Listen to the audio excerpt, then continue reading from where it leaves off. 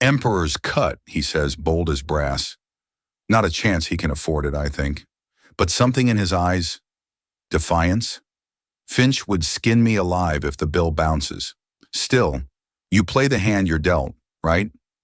Get the man his steak. Little does Finch know, or the cheapskate at table 32 for that matter. I saw Finch's books last night. Know where he really gets his meat. Toxic stuff. This ain't about a steak dinner anymore. Now it's a war, and the poor sap has no idea he's about to be my weapon. They think I'm just a waitress? Wait till they see what my quiet act of kindness unleashes. He orders the $500 Emperor's cut steak, a silent test for the staff. The young waitress who serves him seems different. There's a quiet desperation in her eyes that cuts through his cynicism. As she clears his plate, her hand trembles as she slips a folded napkin towards him. He expects a phone number, a plea for cash. But when he opens it, 4 chilling words stop his heart and threaten to bring his entire empire crashing down. The weight of Jameson Blackwood's fortune was a physical thing, a bespoke suit of armor woven from stock certificates and real estate deeds. It was impossibly heavy. At 42, he commanded Blackwood Holdings, a sprawling global conglomerate with interests in everything from luxury hospitality to biomed technology. From his penthouse office, which scraped the clouds above Chicago, he could manipulate markets and shape city skylines with a single phone call. He was a king in a kingdom of glass and steel, and he was profoundly, achingly alone. The world he inhabited was a curated one. Every interaction was buffered by assistants, lawyers, and public relations handlers. The people he met had been vetted. Their smiles polished their intentions, sanitized. They laughed at his jokes, even the bad ones. They agreed with his opinions, even the half-formed ones. He was surrounded by mirrors, each one reflecting a carefully constructed image of the man they thought he wanted to be. The real Jameson, the one who had grown up in a small Ohio town with dreams of being an architect, had been lost somewhere along the climb. This evening's exercise in self-flagellation was born from that loneliness. It was a ritual he performed every few months, a pilgrimage back to reality. He would shed the skin of Jameson Blackwood, the titan of industry, and don the shabby persona of Jim, a man adrift in the world. The clothes were carefully chosen from a second-hand store on the city's south side. A faded corduroy jacket with worn elbow patches, a plaid shirt that had seen better decades, and jeans that were soft with age. A pair of scuffed work boots and a day's worth of stubble completed the transformation. He even wore a pair of non-prescription glasses with thick, unflattering frames. Looking in the cracked mirror of a gas station bathroom, he saw not a billionaire, but a man who might be struggling to make next month's rent. The anonymity was a relief, a cool balm on the perpetual burn of public scrutiny. His destination was the Gilded Stir, the flagship steakhouse of his hospitality division.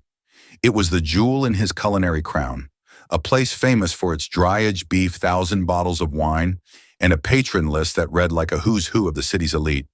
He had acquired the restaurant group 2 years ago, and while the profit margins were excellent, he had never set foot in this particular location. His reports compiled by his COO, Arthur Pendleton, spoke of flawless service, impeccable quality, and record-breaking revenues. But reports were just numbers on a page. They couldn't measure the soul of a place. Jameson wanted to see it for himself through the eyes of someone who didn't matter. He pushed through the heavy ornate brass doors, and the city's clamor was instantly replaced by the hushed symphony of fine dining. The air was thick with the scent of seared meat, old leather, and expensive perfume. A wave of warmth from the roaring fireplace washed over him. The hostess, a statuesque blonde, whose smile was as bright as it was brittle, gave his attire a swift, dismissive glance. "Can I help you?" she asked, her tone, implying he had wandered in by mistake. "A table for one?" Jameson said, his voice a little rougher, a little less commanding than usual. She hesitated, her eyes flicking around the opulent, dimly lit dining room. Most tables were filled with couples in evening wear and groups of men in tailored suits. "Do you have a reservation?" "No." "Is that a problem?" Her smile tightened. "We are typically fully booked. Let me see what I can do." She tapped at her tablet with a perfectly manicured finger. the exaggerated motion designed to convey what an enormous inconvenience this was. After a moment, she looked up. "I can seat you at a small table near the kitchen entrance. It's all we have available." It was a classic brush-off, a table reserved for walk-ins deemed unworthy of the main floor. "That's fine," Jameson said, playing his part. He followed her past tables where diners paused their conversations to watch his passage, their curiosity tinged with disdain. He was an anomaly in this curated environment, a weed in a rose garden. He felt their judgment like a physical touch in a familiar bitter resentment coiled in his gut. This was the world he had built, a world that judged a man's worth by the cut of his suit. He was deposited at a small, wobbly table, tucked into an alcove, just as she'd promised. The swinging doors to the kitchen provided a constant, jarring percussion of bangs and muffled shouts. It was the worst seat in the house. It was perfect. From his vantage point, he could observe the restaurant's machinery. He watched the waiters move with a predatory grace, their smiles calibrated to the perceived wealth of their tables. He saw the manager, a slick, dark-haired man in a suit that was just a little too tight, she smoozing with a table of what looked like city council members. Jameson recognized him from the corporate files, Gregory Finch. Finch exuded an oily charm that didn't quite reach his eyes. He laughed loudly at a patron's joke, clapping him on the back. But the moment he turned away, the smile vanished, replaced by a hawk-like vigilance. He barked a quiet but sharp order at a passing busboy who flinched and scurried away. Jameson settled in, becoming part of the scenery. He was invisible, and from this position of invisibility he could finally see. He saw the subtle dance of class and expectation. He saw the performative deference, the transactional kindness. It was exactly what he had expected. It was a well-run machine, efficient, profitable, and utterly soulless. A deep sigh escaped him. Was this all his empire was creating? Polished surfaces with nothing underneath? He had been nursing a glass of water for about 10 minutes when a waitress approached his table. She was different from the others. While the rest of the staff had a hard, professional sheen, she seemed softer, almost fragile. She was young, perhaps in her early 20s, with wide, intelligent brown eyes and chestnut hair pulled back in a simple, severe ponytail. Her uniform was neat, but showed signs of wear. The white apron faded at the creases. What he noticed most, however, was a faint tremor in her hand as she placed a basket of bread on his table. There were dark circles under her eyes, a weariness that her polite smile couldn't quite conceal. "Good evening, sir," she said, her voice quiet but clear. "My name is Rosemary, and I'll be taking care of you tonight. Can I get you started with something to drink?" He looked at her name tag. Rosemary. It suited her. It was a classic, gentle name. He deliberately ordered the cheapest beer on the menu. He watched for any flicker of disappointment, any subtle change in her expression that would betray her judgment. He saw none. "Of course," she said with the same steady, pleasant tone. "I'll be right back with that." As she walked away, he noticed her shoes. They were standard-issue black non-slips, but the soles were worn almost smooth, the leather cracked and peeling near the toes. They were the shoes of someone who spent countless hours on her feet, someone for whom a new pair was a luxury she couldn't afford. It was a small detail, but it told a bigger story than any of Arthur Pendleton's financial reports. For the first time all night, Jameson Blackwood felt a sliver of genuine curiosity. Who was this girl Rosemary, who looked at a man in thrift store clothes and saw not a lesser person, but simply a person he didn't know it yet? But his simple, cynical test was about to unravel a conspiracy that reached into the very heart of his company. And this quiet waitress, with the tired eyes and worn-out shoes, was the only one brave enough to light the fuse. Rosemary Vance. Rosie, to the few friends she had time for, moved through the controlled chaos of the Gilded Stair like a ghost. She was efficient. She was polite. But she kept a part of herself locked away, a necessary act of self-preservation. The restaurant was a stage, and every night she played the part of the attentive, cheerful waitress. But behind the curtain of her smile, a storm of anxiety was raging. Her younger brother, Kevin, was the center of her universe.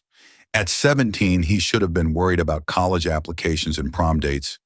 Instead, his life was a cycle of doctor's appointments, medication schedules, and terrifying trips to the emergency room. He had a rare genetic disorder that affected his lungs, a cruel lottery ticket drawn at birth. The treatments were experimental and astronomically expensive, and their insurance had long since hit its lifetime cap. Every dollar Rosie earned, every tip she pocketed, went into the bottomless pit of Kevin's medical bills. The job at the Gilded Steer paid better than any other service job she could get, but it came at a cost. The manager, Gregory Finch, was a predator in a well-tailored suit. He had discovered a discrepancy in the previous month's inventory, a mistake Rosie had made out of sheer exhaustion, logging a shipment incorrectly.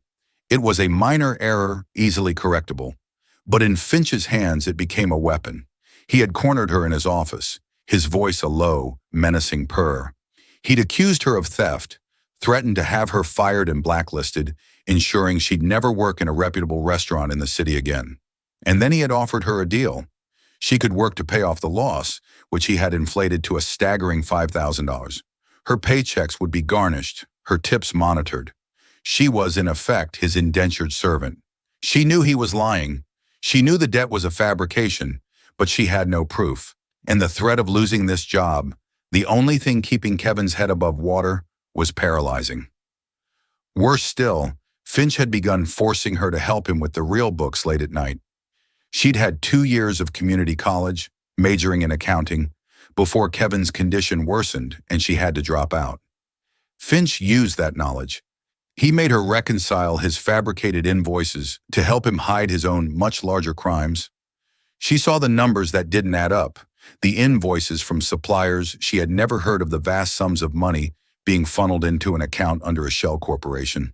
She was trapped, a reluctant accomplice to a crime she was only just beginning to understand. Every shift was a tightrope walk over a canyon of fear.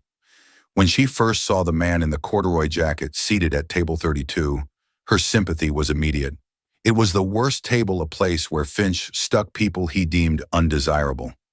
She had seen the hostess lead him there with a barely concealed sneer. The other waiters would likely ignore him, focusing their energy on the tables with a higher probability of a hefty tip. Rosie wasn't built that way. Her mother had always taught her that a person's worth wasn't in their wallet, but in their character. She approached him with the same genuine respect she offered the CEO at table 5. When he ordered the cheapest bear, she simply nodded and smiled. It was a small act of defiance against the restaurant's unwritten caste system. As she went about her duties, she kept an eye on him. He wasn't on his phone, nor was he trying to catch anyone's eye. He was just watching, his gaze sweeping over the room with a quiet, unnerving intelligence. There was a stillness about him, a self-possession that seemed at odds with his shabby appearance. He looked less like a man down on his luck and more like a predator in camouflage, patiently observing its territory. When she returned to take his food order, she steeled herself. "Have you decided on an entree, sir?" He looked up from the leather-bound menu, his eyes meeting hers over the top of his thick-framed glasses. "Yes, I think I'll have the Emperor's Cut." Roz's professional composure almost cracked. The Emperor's Cut was the most extravagant item on the menu. A 48 Oz porterhouse, dry-aged for 90 days, served with a truffle reduction and seared foie gras. It cost $500. It was a meal ordered for spectacle, for Instagram posts, for expense accounts. It was not something a man in a faded plaid shirt ordered ever. She instinctively glanced down at his scuffed boots, then back up at his calm, unreadable face. Her mind raced. Was this a joke? Was he a food blogger trying to create a viral video? Or was he simply delusional? Someone who had no idea what he was ordering. Finch would have her head if this man couldn't pay. She had a choice. She could question him, embarrass him, and steer him towards something more appropriate. That's what Finch would do. But then she looked into his eyes again. There was no bravado there, no hint of delusion. There was just a quiet challenge. It felt like a test. And in that moment, Rosie made a decision. She would treat him with dignity. She would afford him the same assumption of legitimacy she gave everyone else. A small, genuine smile touched her lips. "An excellent choice, sir," she said, her voice even. "And how would you like that prepared?" "Medium rare," he replied, his gaze unwavering, "and a glass of the Cheval Blanc 1998 to go with it." Now she was truly flawed. The Cheval Blanc was over $2,000 a bottle, He was ordering it by the glass, but even that was a $300 proposition. Combined with the steak, this single diner at the worst table in the house was about to run up a tab that was more than her monthly rent. Her training screamed at her to get the manager to ask for a credit card up front. Finch's rules were clear on this, but her instincts and a strange sense of kinship with this quiet, observant man told her to trust him. "Right away, sir," she said, her voice betraying none of her inner turmoil. She walked away, her heart pounding. She could feel Finch's eyes on her from across the room. She keyed the order into the POS system, her fingers trembling slightly. The system automatically flagged the high-value order and sent an alert to the manager's terminal. Rosie knew he would be on his way over. She braced herself for the confrontation. Sure enough, Finch intercepted her near the wine station.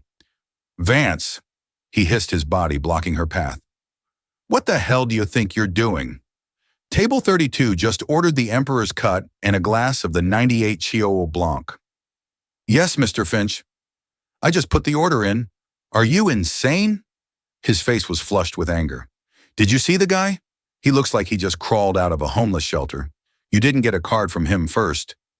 He didn't seem like the type to be joking. "Sir," Rosie said, keeping her voice low and respectful, "I didn't want to insult a guest." "Insult a guest?" Finch scoffed, his voice dripping with venom. "He's insulting us by being here. When he dines and dashes, that $500 steak and $300 glass of wine are coming out of your paycheck. You understand me? Every last cent of your fabricated debt." He leaned in closer, his breath sour with coffee. "You're already on thin ice with me. Don't make me push you off." Fear, cold and sharp, pierced through her. He was right. If this man couldn't pay, she would be ruined. The debt Finch held over her would become insurmountable. She would lose her job, and Kevin would lose his lifeline. But as she looked past Finch's sneering face toward table 32, she saw the man watching them. He couldn't hear what was being said, but he could see the dynamic. He saw Finch's aggression and her fear, and he simply nodded, a slow, almost imperceptible gesture of acknowledgement. It was a tiny thing, but it sent a jolt of courage through her. He knew. He saw her. In that moment, she felt less alone. "I understand, Mr. Finch," she said, her voice steadier than she felt. "I will take full responsibility." Finch glared at her for a moment longer, then stalked away, muttering under his breath. Rosie took a deep, shaky breath and proceeded to the wine cellar to retrieve the legendary vintage. She handled the bottle as if it were a holy relic, using the Quran to extract a perfect pour without pulling the cork. When she delivered the wine to the table, her hands were steady. "Your Chiot Blanc, sir." He took the glass, swirling the deep ruby liquid. He didn't taste it right away. Instead, he looked at her. "Is everything all right, Rosemary?" Your manager seemed agitated. "Everything is fine, sir," she lied, the professional mask snapping back into place. "He's just very passionate about maintaining our standards." The man took a slow sip of his wine, his eyes closed for a moment, savoring it. When they opened, they were fixed on her. "I have a feeling," he said, his voice low and conspiratorial, "that you have higher standards than he does." Rosie's breath caught in her throat. He saw right through her. He saw the lies, the fear, the struggle. He saw her for the rest of his meal. An unspoken understanding flowed between them. He ate his steak slowly, deliberately savoring every bite.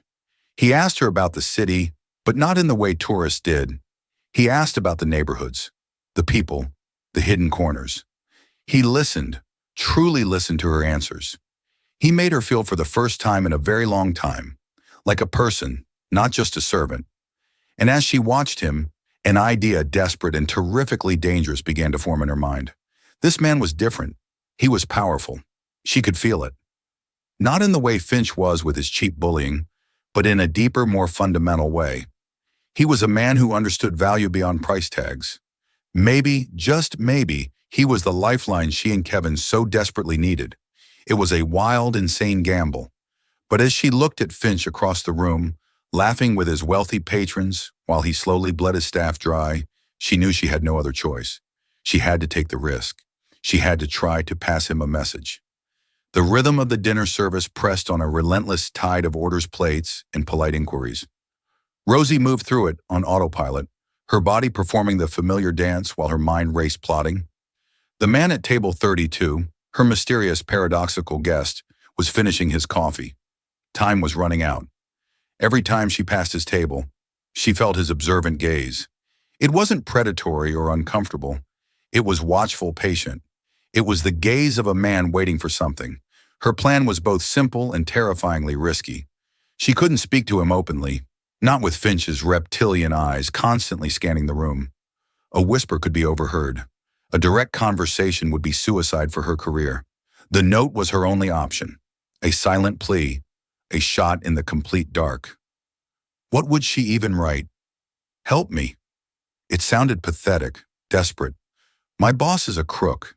It sounded like a disgruntled employee's petty complaint. No, it had to be something more.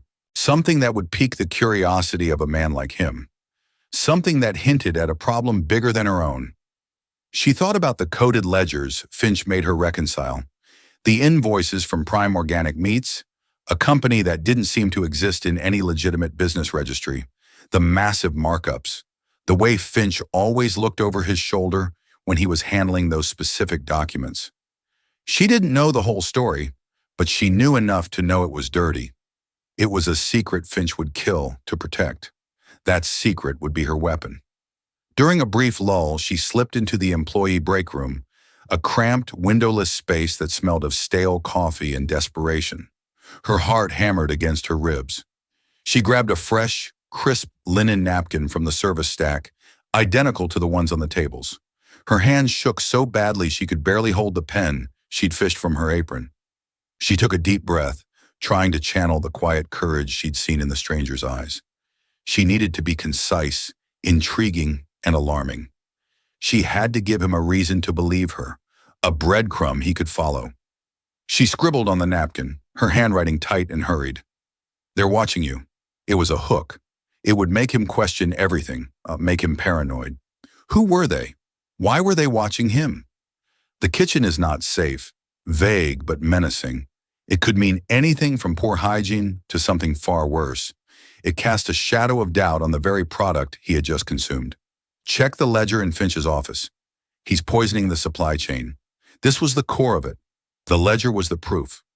Poisoning the supply chain was a phrase that spoke of corruption of a systemic problem. It sounded professional, serious. It wasn't a personal plea. It was a warning about the integrity of the entire establishment. It was a problem a man of substance would want to investigate. She didn't sign her name. The note had to be anonymous, a ghost whisper. She carefully folded the napkin into a small, tight square and tucked it deep into her apron pocket. The feel of it against her leg was like holding a live coal.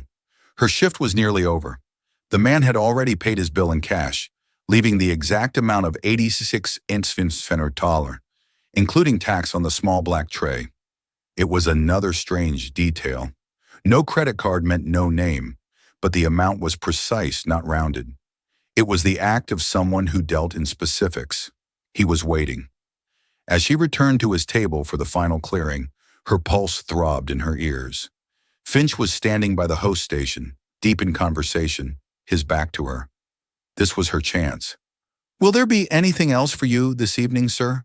she asked, her voice miraculously steady. "No, thank you, Rosemary. The meal was exceptional," he said. His eyes, however, said something else entirely. They were focused, waiting. "I'm so glad to hear that." With practiced movements, she began to gather the coffee cup and the water glass. Her hands moved over the table, a flurry of professional efficiency. As her right hand picked up the empty sugar caddy, her left, hidden from the room by her own body, slid the folded napkin from her pocket and placed it on the table. Immediately covering it with the bill tray she was also clearing. The entire transaction took less than a second. It was a sleight of hand born of desperation. She picked up the tray, the note now concealed beneath it, and turned to leave. But the man spoke again, his voice sharp enough to cut through the dining room's hum. "Wait." Rosie froze her back to him. Her blood ran cold. Had he seen, was he going to expose her right here? And now was this all a cruel game? She felt a dizzying wave of panic. Slowly she turned to face him. He was no longer looking at her, but at the empty space on the table where the bill tray had been. He had seen her place the note, and he had seen her pick it back up, hidden under the tray. He had expected her to leave it. Her trick had been too clever by half. She had hidden it so well he thought she had taken it back. His eyes lifted to meet hers. There was no anger in them, only confusion and a flicker of disappointment. Roz's mind reeled. She had failed. In her attempt to be discreet, she had outsmarted herself. She stood there trapped in the spotlight of his gaze, the damning napkin burning a hole in the tray she held. She had to fix this. With a courage she didn't know she possessed, she walked back to the table. Her movements were stiff, unnatural. She could feel Finch's attention shifting his conversation, pausing. He was starting to watch her. She reached the table and without a word tilted the tray just enough for the small white square of napkin to slide off and land silently on the polished wood. She didn't look at the man. She couldn't. She simply placed the tray back down on top of the note, this time leaving it for him. "You forgot your tip," she whispered, the words barely audible. It was a terrible, flimsy excuse, but it was the only thing she could think of. She turned and walked away, not daring to look back, her entire body trembling. She felt like she had just jumped from a plane without a parachute. Jameson Blackwood watched her retreat, his mind a whirlwind of confusion and sudden ice-cold clarity. He had seen the entire fumbled exchange. The initial slip, her panicked retrieval, and the final desperate deposit. Her whispered words, "You forgot your tip," were absurd. He had left no tip. He had paid the exact amount, a deliberate signal that he was not a typical customer. The note was the tip. The information was the currency. He waited until she had disappeared through the swinging kitchen doors. He glanced towards the manager, Finch, who was now staring at his table with open suspicion. The charade was over. Jameson casually placed his hand over the bill tray, his fingers closing around the hidden napkin. The texture was wrong for currency. It was cloth. He stood up, putting on his threadbare jacket. He gave Finch a slight, meaningless nod, the kind of gesture an ordinary man gives a figure of authority he doesn't wish to engage with. Then he turned and walked towards the exit. He didn't look back. Once outside in the cool, damp night air, he leaned against the brick wall of the adjoining building, the city lights of Chicago blurring around him. The sounds of traffic and sirens felt distant, muted. His heart was beating faster than it had in years. He wasn't Jameson Blackwood, billionaire. He was just a man on a dark street holding a secret. He unfolded the napkin. The hastily scrolled words seemed to glow under the street lamp. "They're watching you. The kitchen is not safe.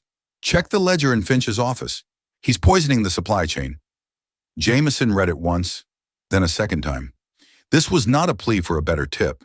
It wasn't a waitress's phone number. It was a declaration of war, poisoning the supply chain. The words were a punch to the gut. It was an attack on the Blackwood brand, on the very promise of quality and luxury he sold to the world. If it were true, it was a cancer in his empire. If it were a lie, it was a dangerous game. His simple test for honesty had unearthed something far darker. The quiet waitress, with the worn-out shoes and terrified eyes, hadn't just served him a meal.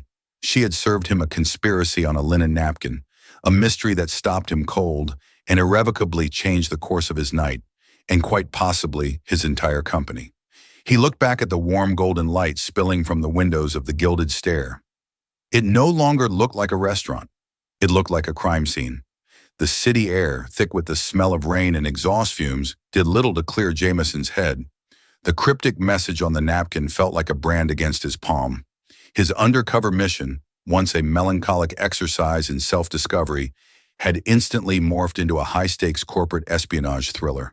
The shift was jarring, but it ignited a part of him that had long been dormant, the ruthless, decisive strategist who had built his empire from the ground up. He walked for several blocks, letting the anonymity of the crowded sidewalk swallow him. He needed to think to separate paranoia from possibility. "They're watching you." Who? Finch or someone else was the warning for Jim, the schlub in the corduroy jacket, who had drawn undue attention. Or for Jameson Blackwood, the owner they couldn't possibly know was there. The kitchen is not safe. A health code violation or something more sinister, poisoning the supply chain. That was the phrase that resonated with cold, hard dread. It implied a deliberate, systematic deception that went far beyond one corrupt manager skimming off the top. It suggested an attack on the integrity of his entire brand. He found a quiet, dimly lit bar a few blocks away, a stark contrast to the opulence of the Gilded Steer. He took a booth in the back, the worn leather cool against his skin, and ordered a whiskey neat. He pulled out his burner phone, a simple, untraceable device he kept for excursions like this. He had one number programmed into it. The phone rang twice before a crisp, British accented voice answered. "Yes, Arthur, it's me." There was a brief pause. Arthur Pendleton was more than Jameson's chief operating officer. He was his anchor, a man of impeccable logic and unwavering loyalty. Arthur had been with him since the early days. He was the only person in the world who knew about Jameson's clandestine outings. "Jameson, is everything all right?" "Your voice sounds, I'm fine." Jameson interrupted, his tone sharp. "But something's happened at the Chicago Steer. A problem with the service. I can have the regional director there in the morning. I assure you the quarterly reports are stellar. The reports are lies." Arthur Jameson said, his voice low and intense. He quickly recounted the evening's events, his disguise, the dismissive staff, the arrogant manager, Gregory Finch. He then described the waitress Rosemary, her quiet dignity, her worn-out shoes, and her paradoxical order. Finally, he read the words from the napkin aloud. Silence hummed on the other end of the line. Arthur was a man who processed information, who dealt in facts and figures, not in cryptic warnings from waitresses. "Poisoning the supply chain," Arthur repeated slowly. "That's a very specific and serious accusation. It could be slander from a disgruntled employee. This waitress Rosemary, did she have a grievance?" "She had fear in her eyes, Arthur. The kind of fear that goes beyond a bad boss. Finch cornered her after she took my order. He was threatening her. She was terrified. But she still did this." Jameson stared at the napkin. "She risked everything to get this to me. People don't do that over a petty grievance. There's more to this. I can feel it. Instinct is not evidence." "Jameson," Arthur cautioned, his voice laced with concern. "A direct accusation against a manager based on an anonymous note is problematic. Finch could sue for defamation." "I'm not going to accuse him. I'm going to investigate him." Jameson counted. "I need you to get me everything you can on Gregory Finch. Employment history, financial records, social media, everything. But it has to be completely off the books. No internal audit trails, no red flags. Use the external contractors we use for hostile acquisition due diligence. I want to know who this man is by sunrise. Consider it done."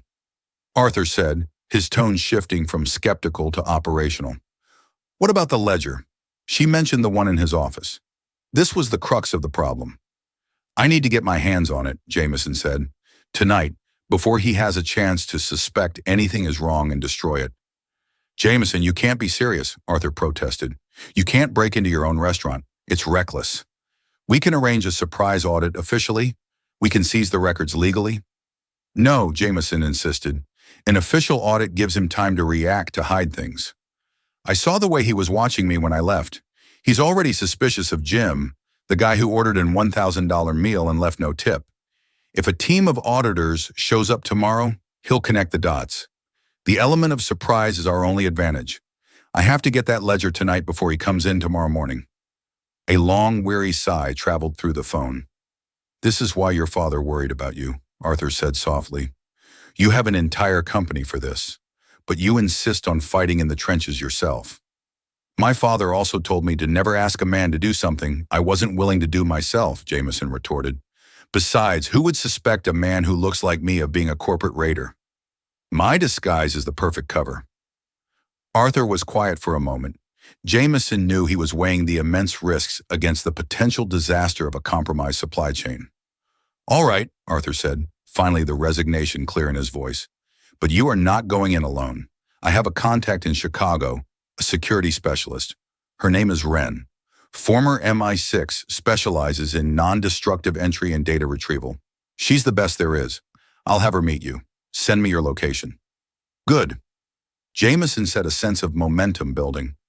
"Also, I need information on the waitress. Rosemary Vance. Find out everything you can about her. If she's telling the truth, she's in danger. If she's lying, I need to know why. I'm on it. Ren will contact you on this number within the hour. Be careful, Jameson. This feels different. I know, Jameson said, looking at the whiskey he hadn't touched. That's what worries me. He ended the call and sent his location to Arthur. The waiting was the hardest part. He sat in the booth. The bar's low chatter and melancholic music, a stark backdrop to his racing thoughts. He thought of Rosie's face, the mix of terror and resolve. He had held the fate of multi-million-dollar deals in his hands, with less anxiety than he now felt for this young woman he barely knew. She had placed her trust in a complete stranger, a phantom in a thrift store jacket. He couldn't let her down. 45 minutes later, his burner phone vibrated. A text message with a single line appeared. Alley behind you, black sedan. 2 minutes. Jameson paid for his drink and slipped out the back entrance of the bar into a narrow refuge-strewn alley. As promised, a nondescript black sedan pulled up silently, its engine barely a whisper. The back door opened. He got in. The woman in the driver's seat didn't turn around. She was watching him in the rearview mirror. She was of indeterminate age with sharp features and short dark hair. Her eyes were chips of ice. Arthur said you needed a ghost, she said, her voice a low, growly monotone. Ghosts are expensive. I can afford it, Jameson replied. So I hear, she said, a flicker of something unreadable in her eyes. I'm Ren. I've been briefed. You want to get into a manager's office at the Gilded Stair and access a ledger? Is it a physical book or on a computer? The note just said, ledger. We have to assume it could be either or both. Amateur, Ren muttered, but not unkindly. Okay, the restaurant closes to the public at midnight. Staff is out by 1 a.m. Cleaning crew comes in at 4 a.m. That gives us a 3-hour window. The building has a state-of-the-art Blackwood security system. She glanced at him in the mirror again. Ironic. Can you bypass it? I can bypass the Pentagon with a paperclip and a stick of gum, she said without a hint of bravado. It was a simple statement of fact. But your problem isn't the building's main security. The manager's office will have its own system, a separate keypad, maybe a motion sensor, and Finch himself. A man that crooked is a man that's paranoid. He might have his own camera. What's the plan? Jameson asked, feeling a surge of adrenaline. Simple, Ren said, putting the car in gear and pulling smoothly out of the alley. You're going back in, but not as a customer. She reached into the passenger seat and pulled out a duffel bag. The cleaning company is called Sparkle Clean Solutions. Here's your new uniform. You're going to be my assistant. Try to look like you know how to hold a mop. The plan was audacious and brilliant. They wouldn't break in. They would walk in through the front door. By the time they arrived at a staging area in a nearby parking garage, Arthur had already worked his magic. He had hacked the cleaning company's schedule, adding 2 extra workers for tonight's shift at the Gilded Steer. He had created employee profiles for them, complete with names and social security numbers that would pass a cursory check. As Jameson changed into the gray janitor's jumpsuit, he felt the last vestiges of the billionaire ego strip away. He was now Mike, a night shift cleaner. Ren, already in her own uniform, handed him an ID badge. Remember, she said, her voice all business, we move with purpose. We don't linger. We don't make eye contact unless we have to. We are invisible. Once we're inside, I'll disable the internal security on Finch's office. You are my lookout. Your only job is to watch the hallway. If you see anything, you tap your comms once. Don't speak, just tap. Got it? She handed him a tiny earpiece. Got it, Jameson said, his mouth dry. As they drove toward the silent, darkened restaurant, Jameson's phone buzzed. It was a message from Arthur. He opened it. It was a preliminary background file on Rosemary Vance. Rosemary Vance, 23. No criminal record. Dropped out of City College accounting program 2 years ago. Sole guardian of younger brother Kevin Vance, R117.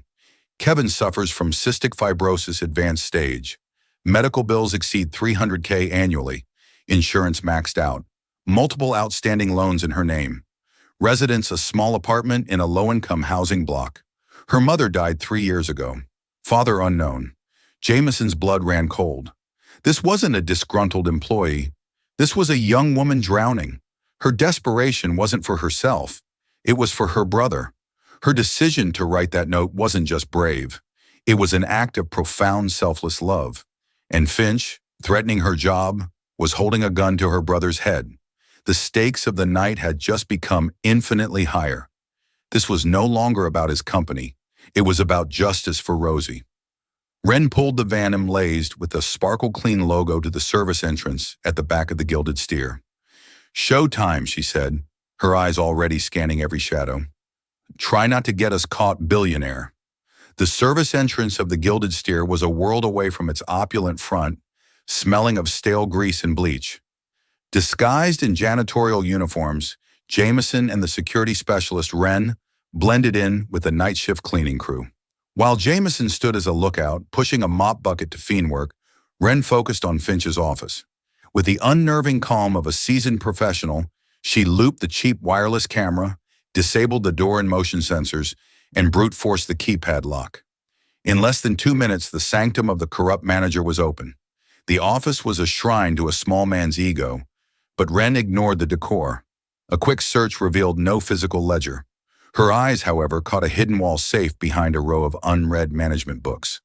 "There's a safe," she whispered into her comms. "Can't crack it quickly or quietly?" Jameson's mind raced. Finch was arrogant. He'd use something personal. "What's on the walls?" he asked. "Photos. Finch with the mayor. Finch at golf. Finch with a little league team." "The team," Jameson pressed. "Is there a date on a trophy?" "A jersey number.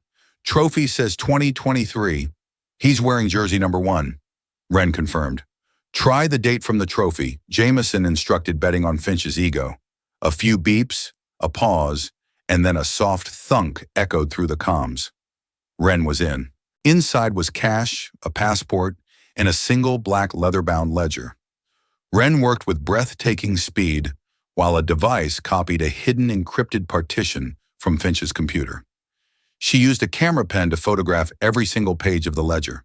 The meticulous records of his crimes were now theirs. With the download complete, she replaced the ledger, closed the safe, and wiped away any trace of her presence. They slipped out of the office and rejoined the cleaning crew, melting back into the shadows and leaving the restaurant none the wiser. In the safety of Wren's vehicle, the data was uploaded to Arthur Pendleton's secure server. Arthur's team of analysts worked through the night, and what they unearthed was more horrific than Jameson could have imagined. The ledger and decrypted files painted a sickening picture.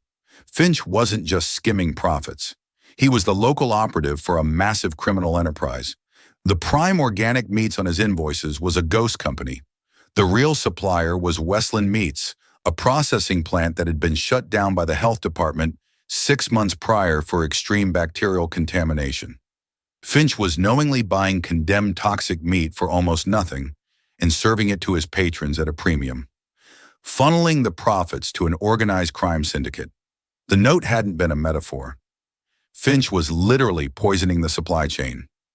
Just before dawn, Arthur called with the final chilling piece of the puzzle. "Jameson," he said, his voice heavy with disgust. "We found video files on the encrypted partition. It was his insurance." The files were short, secretly recorded clips from his office. They showed Rosie Vance, her face, pale and strained, being explicitly threatened by Finch. He mentioned her brother's fragile health, her fabricated debt, and her lack of options. He had used his knowledge of her accounting background to force her to help reconcile his fraudulent books, believing this would implicate her and guarantee her silence. He had fatally underestimated her conscience. Jameson listened to the report, a cold, hard fury settling deep in his bones. The full picture was now horrifyingly clear. Rosie wasn't a disgruntled employee. She was a cornered victim who had committed an act of astounding bravery. His mission was no longer about his brand's integrity. It was about getting justice for the young woman who had risked everything because it was the right thing to do. The game was over. It was time for the reckoning. The morning sun sliced through the blinds of Jameson Blackwood's penthouse, illuminating a man transformed. The shabby disguise was gone, replaced by a flawless charcoal suit that radiated authority. He was no longer Jim the Wanderer. He was the chairman of Blackwood Holdings, a man whose quiet intensity could command boardrooms and bend markets to his will. He looked down upon the city, his kingdom, ready to excise the sickness that had taken root within it. Arthur Pendleton stood beside him. The FBI and FDA are ready to move on your signal, Jameson. It's a coordinated strike. Not yet. Jameson said, his gaze fixed on the distant building that housed the Gilded Stair. Finch needs to see who he was dealing with, and this needs to be handled carefully for Roz's sake. She's walking into a war zone today, and she's the hero of this story, not me. At 11:45 a.m., two imposing black SUVs pulled up to the restaurant, bringing the pre-launch rush preparations to a halt. Gregory Finch, expecting a celebrity, rushed to the door, his practiced smile ready. The smile vanished, replaced by shock as Jameson Blackwood emerged. Finch knew the face of the company's reclusive owner instantly.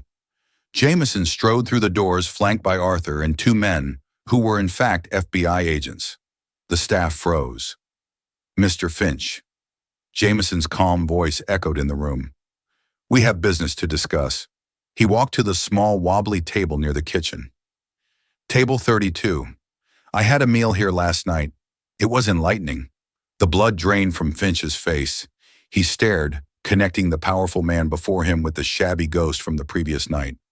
"You," he stammered. Jameson's gaze swept over the staff and landed on Rosie Vance. She stood clutching a stack of menus, her face a mask of terror. She thought he was here to fire her, to ruin her. "My office," Finch managed to say, leading them down the hall. Inside the small room, Jameson went straight to the bookshelf. "A Little League trophy," he mused, gesturing toward the hidden safe. "Is that where you keep the proof of your partnership with Westland Meats?" Finch collapsed into his chair. "I don't know what you're talking about." Arthur stepped forward with a tablet displaying the evidence, the ledger, the fraudulent invoices, the shipping manifest from the condemned meat supplier. "We know everything, Gregory," Arthur said coldly. "The money laundering, the toxic meat. Everything." He swiped to the final image, a still from a video of Finch threatening Rosie. "And we know you blackmailed one of your waitresses," Jameson said, his voice dropping to a furious whisper. "You used her sick brother to coerce her into helping you. That is the one thing I find most contemptible." "She helped." Finch blubbered a pathetic attempt to share the blame. "She cooked the books." Jameson opened the office door. "Rosie," he called, his voice now gentle. "Could you step in here?" Trembling, Rosie entered the office. "Rosie," Jameson said softly, "Mr. Finch claims you were his willing partner." She looked at the pathetic, sobbing man, then at the floor. "He's lying," she whispered, her voice gaining strength. "He threatened me. He threatened my brother's medical care. He made me do it." "I see," Jameson said, then nodded to the agents. "I believe you have what you need." As the agents cuffed Finch and led him away, a stunned silence fell. Jameson turned to Rosie. "Last night, a person in this restaurant showed incredible integrity and bravery," he said, his voice carrying through the room. "That person risked everything to expose a crime, not for personal gain, but because it was right. That person was you, Rosie." Tears of relief streamed down her face. "Your fabricated debt is erased," Jameson continued. "Furthermore, Blackwood Holdings is establishing a fully funded medical trust to cover all of your brother's care for life." A sob escaped Rosie's lips. "And as for you, a person with your integrity is wasted waiting tables. I am creating a new corporate position, Director of Ethical Oversight. You'll run a new employee welfare foundation and oversee our supply chain. You'll answer directly to me." The room was silent as Rosie stared, unable to comprehend the sudden seismic shift in her life, from a terrified waitress to a powerful executive. "Say you'll accept," Jameson urged kindly. "Yes," she whispered, the word filled with disbelief and dawning joy. "Yes, I accept." In the end, it wasn't the $500 steak or the billion-dollar empire that defined the story. It was a simple folded napkin and the incredible courage of a young woman who refused to let fear extinguish her integrity. Rosie Vance's story is a powerful reminder that heroes aren't always the ones in the spotlight. Sometimes they're the ones working a double shift with worn-out shoes, fighting silent battles we know nothing about. Jameson Blackwood set out to test the character of his employees and ended up having his own character redefined. Their story shows that one small act of bravery can unravel a web of deceit, and the true wealth lies not in what you own, but in the positive impact you have on the lives of others. If this story of courage, justice, and unexpected connection moved you, please show your support by hitting that like button. Share it with someone who needs a reminder that good people still exist. And don't forget to subscribe for more true life stories that will restore your faith in humanity.